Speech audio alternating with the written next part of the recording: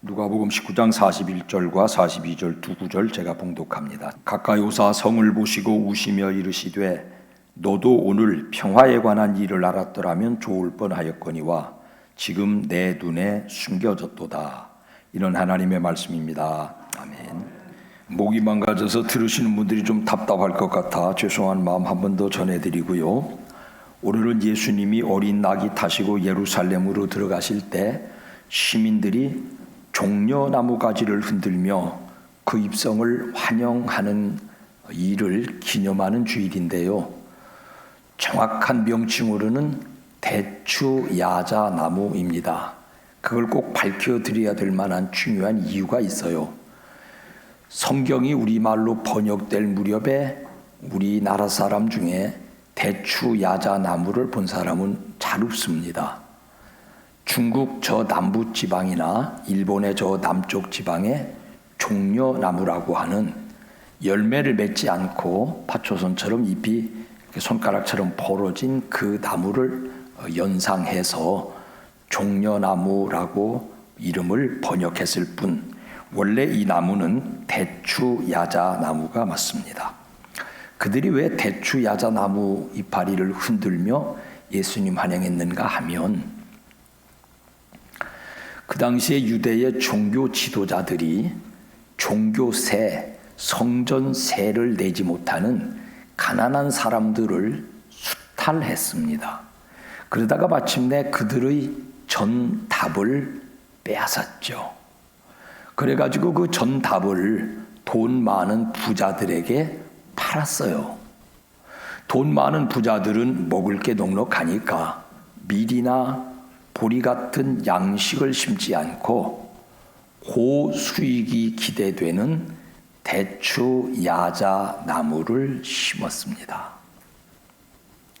농민들은 자기 땅을 부자들에게 종교 지도자들에게 뺏기고 그 땅에서 대추야자나무 농사를 짓는 소작인으로 전락됐습니다. 로마와 유대교가 합쳐서 세력을 이루고 노동자, 농민들을 수탈한 배경이겠습니다. 새로운 리더십을 구현하겠다고 하는 예수께서 일어나셨고 예루살렘에 들어오신다니까 이분들이 일말에 기대를 가진 거예요.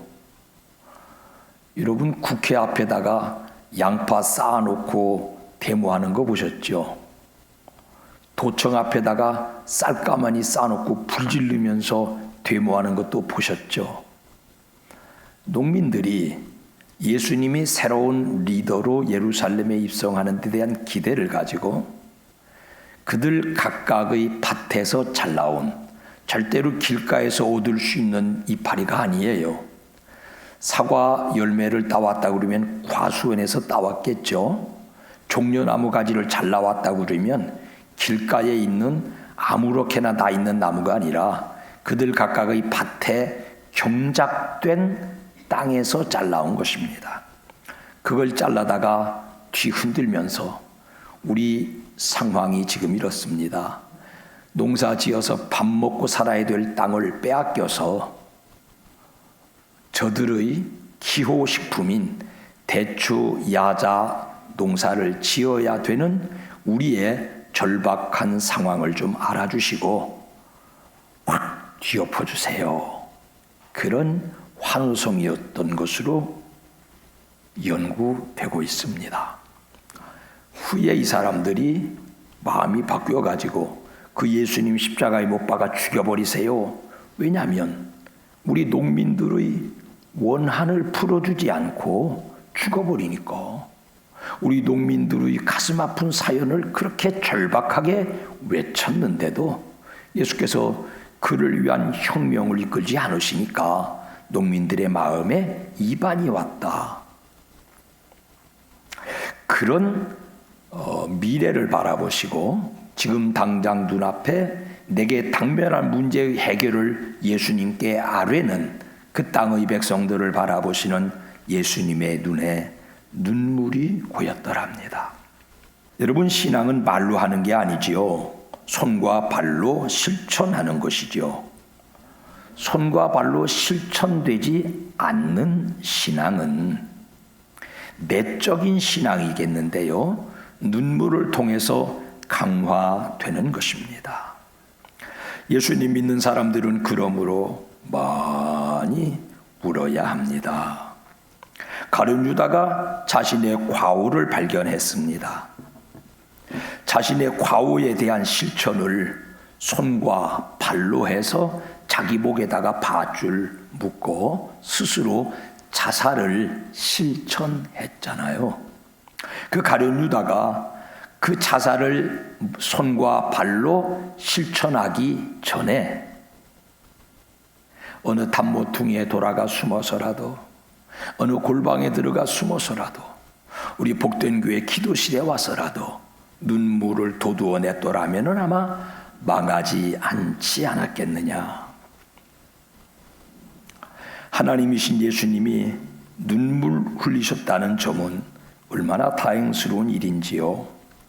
눈물이란 본디 기쁨이나 슬픔이나 그 이외에 인간이 가지고 있는 사단, 칠정, 희노애구, 애고욕, 여러 감정의 절정에서 흘리는 것들이죠.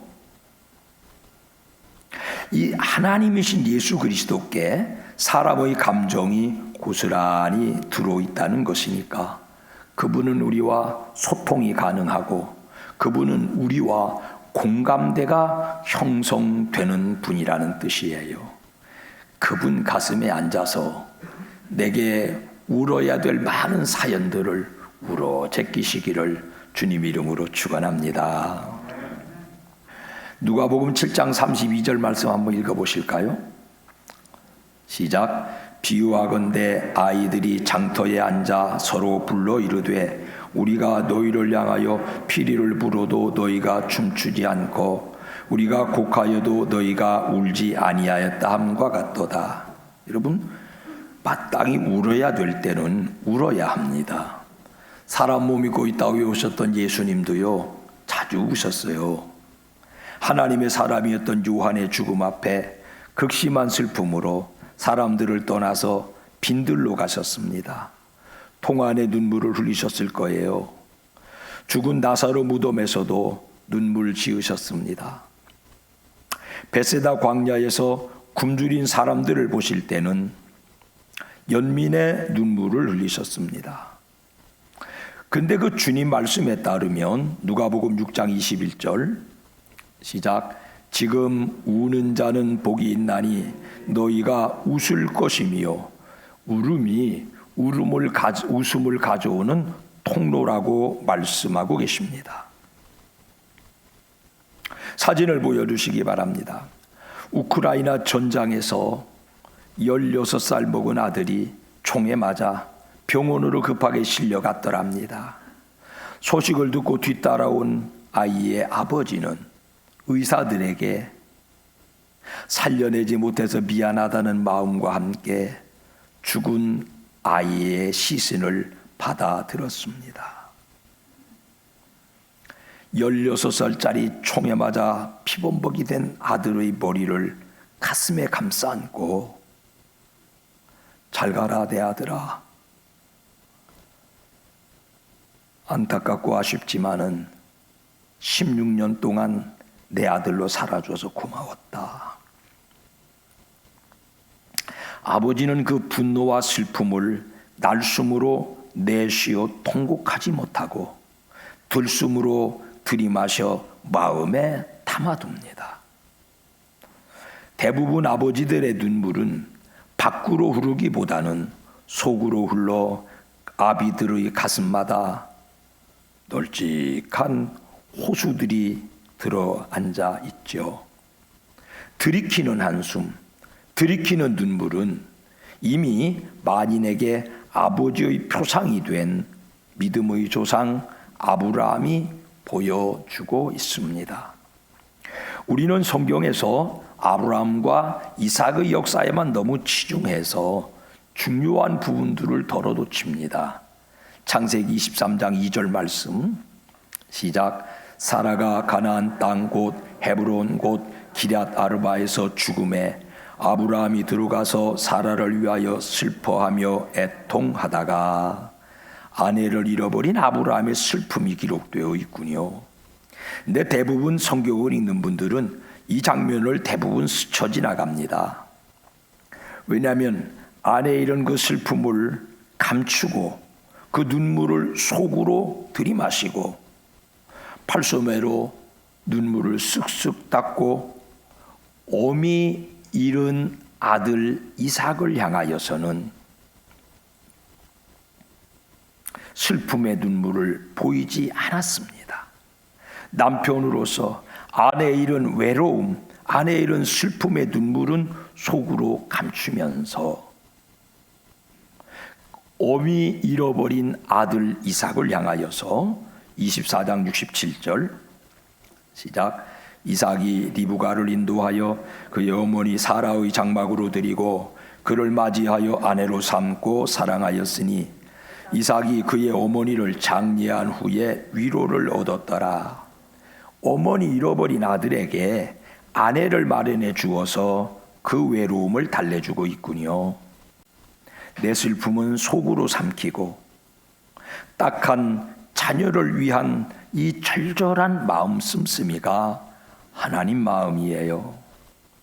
이 시대의 자신의 슬픔은 각각 속으로 삼켜 각각의 가슴마다 호수 같은 눈물 연못을 만들어 가진 아버지의 마음을 가지신 모든 슬픈 아버지들께 하나님의 위로가 있으시기를 축복합니다.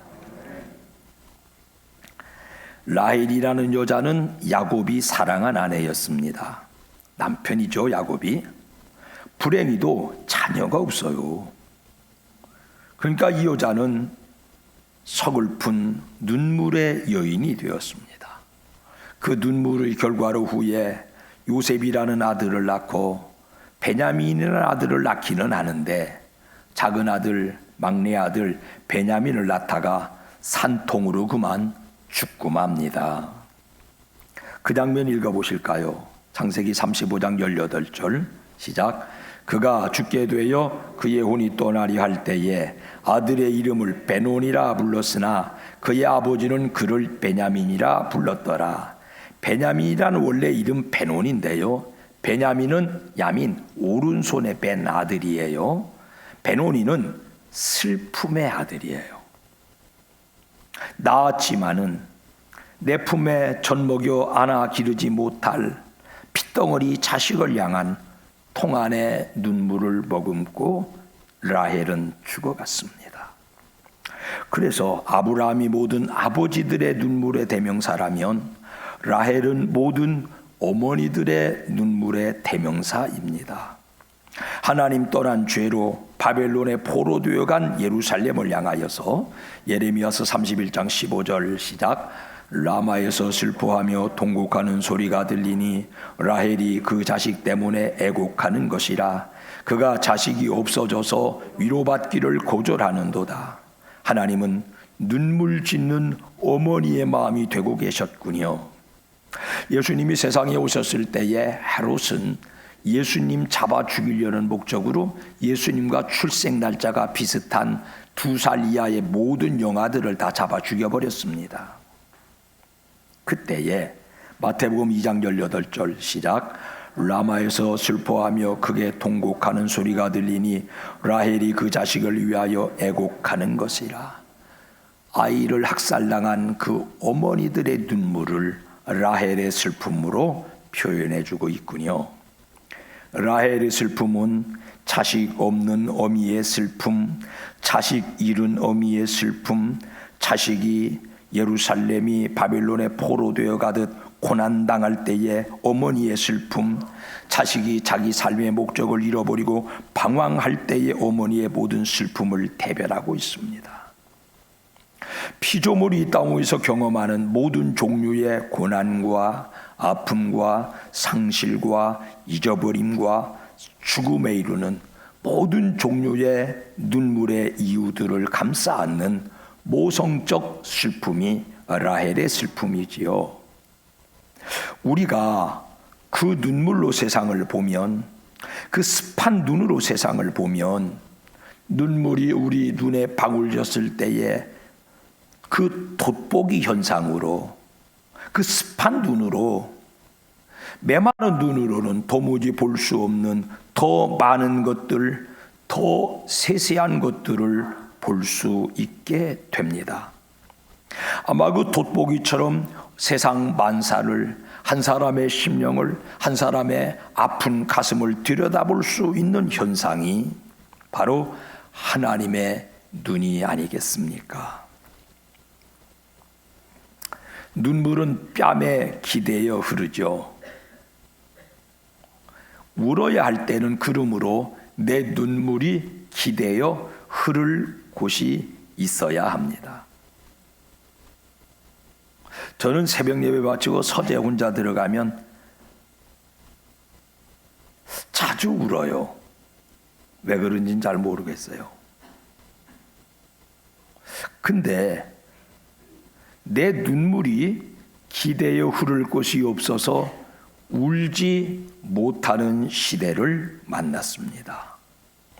눈물은 인생을 풍요롭게 하는 윤활유인데 많은 사람들이 울지 않으니까 현대인은 안구 건조증처럼 삶이 뻑뻑하고 삐걱거리며 살 수밖에 없습니다. 예루살렘 성전이 무너졌죠. 그런데 그 성전을 바치고 있던 기초가 되는 벽이 그대로 남아 있습니다. 유대인들은요, 그 벽에 기대어서 자신들의 슬픈 역사를 기대어 울어댑니다. 그래서 그 벽을 통곡의 벽이라고 부르죠. 사진을 좀 보여주세요. 이 시대에 우리가 기대어 울 통곡의 벽은 있습니까? 여러분의 교회가 바로 여러분의 슬픈 삶의 사연들을 걸머쥐고 와서 통곡할 통곡의 벽인 줄로 배우시기를 축원합니다.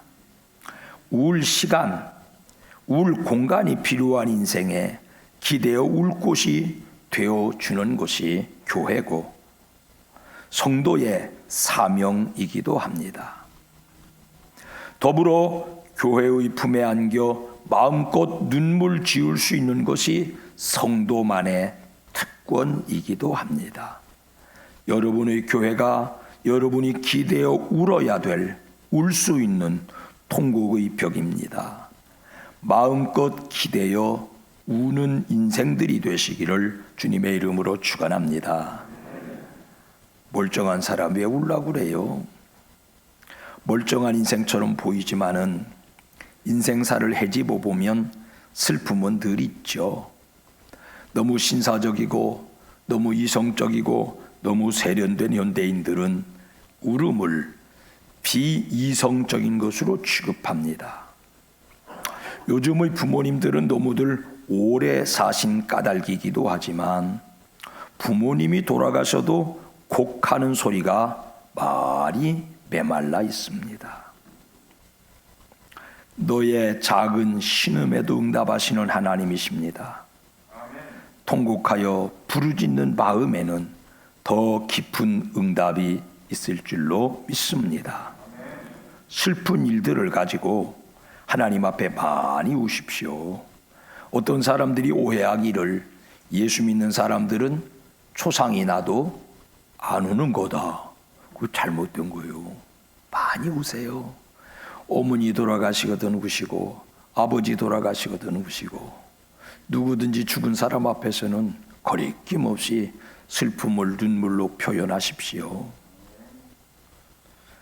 눈물은요, 그 슬픔의 원인을 해결하지는 못해요.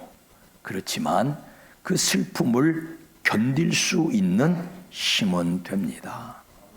한바탕 울고 나면은 속이 후련하거든요.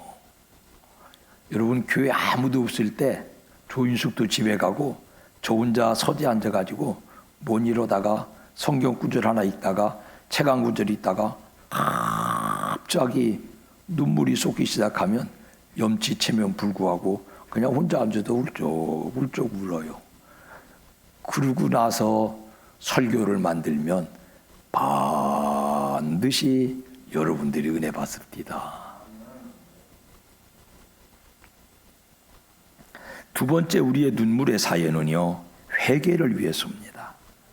눈물은 죄를 씻는 세정제죠. 다윗은 죄 짓고 나서 책망받을 때 그 눈물로 침상을 적셨더랍니다. 눈물이라고 하는 세정제는 죄를 씻는 세정제일 뿐 아니라 그 죄로 무거운 우리의 오장육부 심령골수를 씻어내는 세정제가 돼요. 많이 우시고 구름 낀 다음에 비 한바탕 쏟아지고 난 다음에 맑으면 쾌청한 것처럼 울음을 우리의 마음속에 안개 같은 것들, 어두운 것들 더 씻어내시고 맑고 청청한 영성을 살아내시기를 예수님 이름으로 축원합니다. 오늘 우리 죄를 대신 지시고 죽으러 예수님은 예루살렘 들어가세요. 그 죽으심으로 우리가 구원받습니다. 아니, 예수님하고 나하고 무슨 상관이 있어요? 왜 그분이 내 죄를 갖다가 시키지도 않았는데 대신 책임지고 죽어주셔요? 여러분 그 원인을 알고 계시죠? 다른 이유 하나도 없어요. 호적 등본을 다 띄워봐도 혈연관계도 아니에요. 그런데 단 한 가지 이유, 그분이 우리를 사랑하셔서 내 죄를 대신 지시고 고난의 십자가 지고 대신 죽어주셨습니다. 그 사랑을 경험한 사람, 그 사랑으로 내 죄 씻은 구원의 은혜를 경험한 사람은 눈물로 감사를 고백할 것 이외에 달리 드릴 것이 없습니다. 내일부터 이제 고난의 한 주간 시작됩니다. 부디 많이 우시기 바랍니다. 그 눈물은 바로 하나님과 소통하는 통로입니다. 눈물 안에서 우리는 하나님을 깊이 경험할 수 있게 되고 그 습한 눈으로 눈물이 필요한 더 많은 이 땅의 슬픈 사람들을 돋아볼 수 있는, 돋보기로 들여다보듯이 더 자세히 볼 수 있는 영안이 열리는 것입니다. 예수님의 말씀을 다시 한번 읊조려 봅시다. 누가복음 6장 시작. 지금 우는 자는 복이 있나니 너희가 웃을 것이며 슬퍼하면 눈물 지으세요. 체면 구기는 거 아니에요. 죄 지으시면 회개의 눈물 흘리세요. 십자가의 은혜를 체험한 사람은 감사의 고백으로 눈물을 제사로 올려드리십시오. 그 눈물이 뭐라고요? 웃음을 불러오는, 삶의 행복을 불러오는, 삶을 쾌청하도록 이끌어주는 통로가 되고 초청장이 된답니다. 고난의 한 주간 동안 우리 모든 가족들의 눈에서 눈물이 샘물처럼 솟아나시기를 예수님 이름으로 축원합니다.